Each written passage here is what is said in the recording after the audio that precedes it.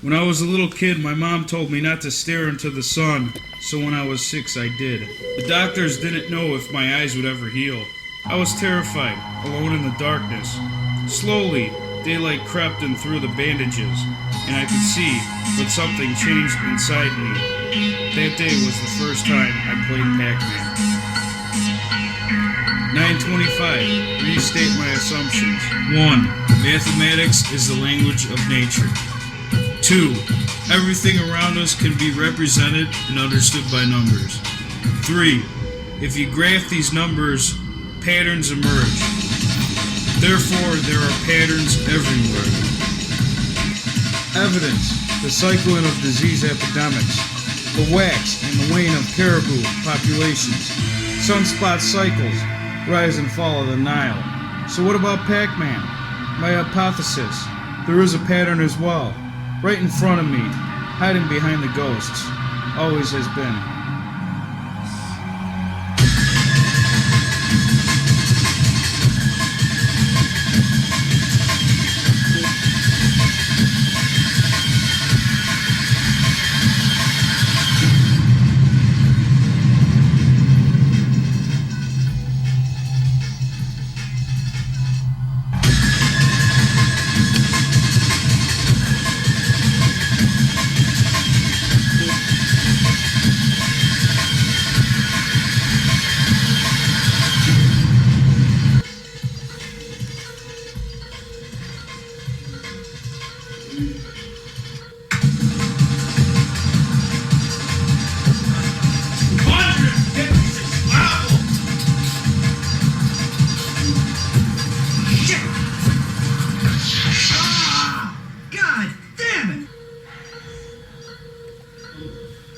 Hey, do you mind?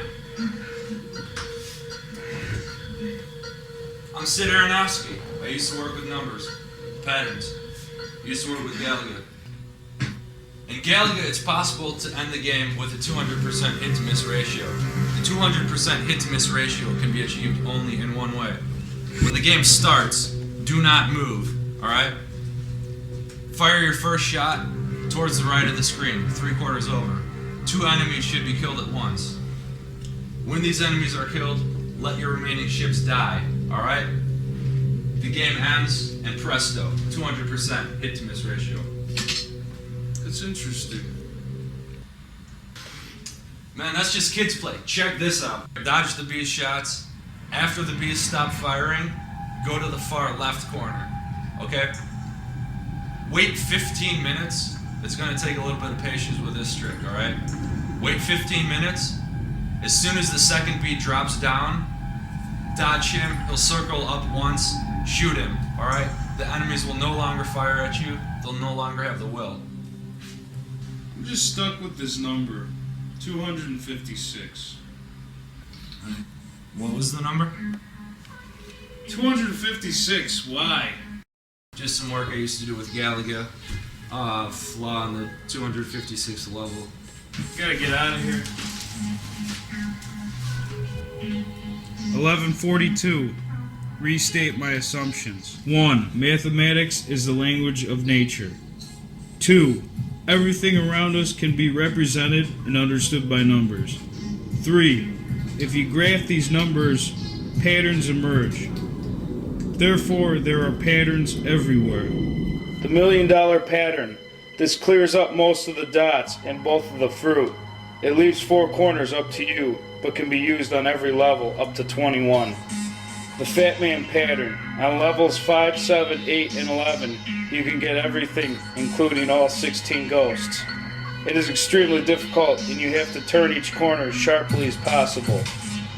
The 9th key pattern. This is the pattern that gets you through the rest of the game from level 21 onwards. This is part of the game which truly takes on Zen-like proportions. Blinky, the red ghost, targets your current position and takes the shortest path toward you. After more than half of the pallets are eaten, his speed will double. Pinky targets the spot 4 dots ahead of the direction you are pointing. He moves counterclockwise as opposed to the other ghosts. Inky, the blue ghosts, seemingly erratic behavior is designed to box Pac-Man in between himself and Blinky. Clyde, the orange ghost, will follow Blinky's pattern until he gets within a radius of 8 dots of Pac-Man. He will then retreat to his corner of the screen, which can make him hard to track.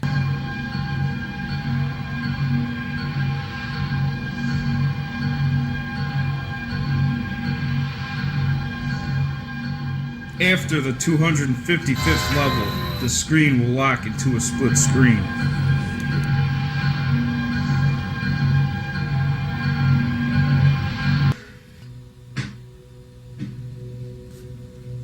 Maybe the pattern in Galaga is the same pattern in the Pac-Man.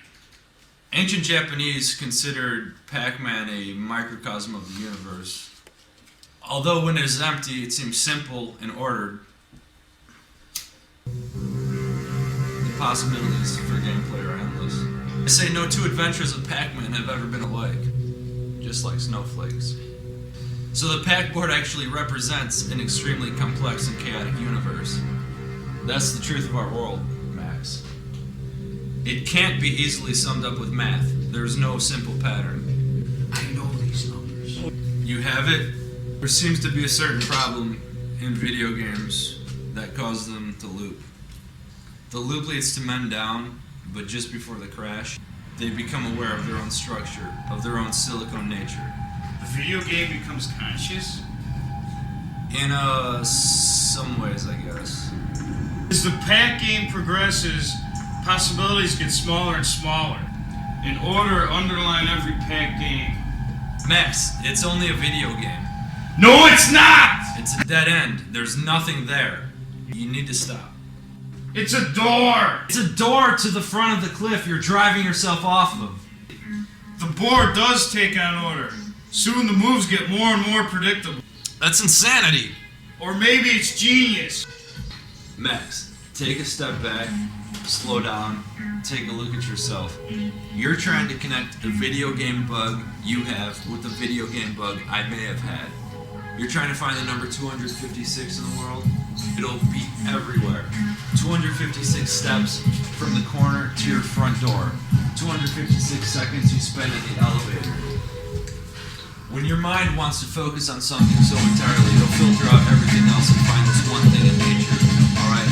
But once you disregard scientific rigor, remember, Max, you're no longer a mathematician. You're a gamer tag.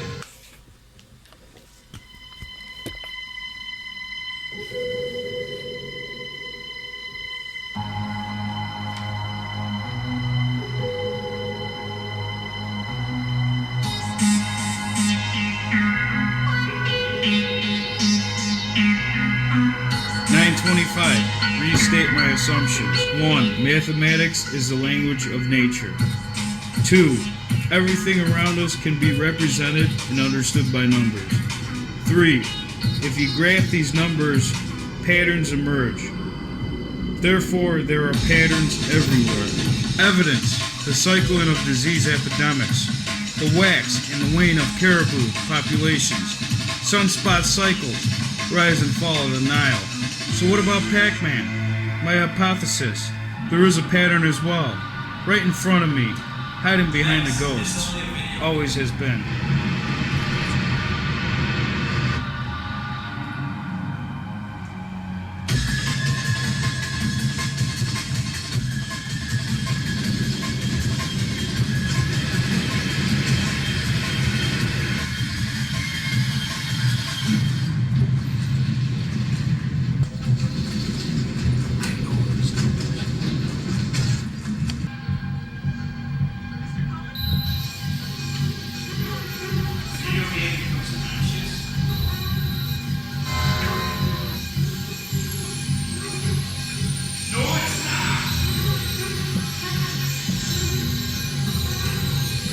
When I was a little kid, my mom told me not to stare into the sun, so when I was 6, I did. Slowly, daylight crept in through the bandages, and I could see, but something changed inside of me. That day was the first time I played Pac-Man.